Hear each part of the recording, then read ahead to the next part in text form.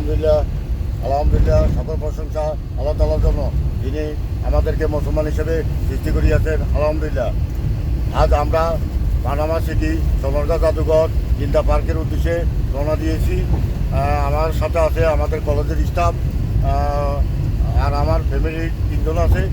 তো সবাই আমাদের জন্য দোয়া করবেন, নিরাপদ সফরের জন্য, যাতে আসা যাওয়া আল্লাহ পাক সহজ করে দেন, কোনো বিপদ আপদ থেকে যাতে আমাদেরকে আল্লাহ পাক উদ্ধার করে বা রক্ষা করে। সবাই ভালো থাকবেন, সুস্থ থাকবেন।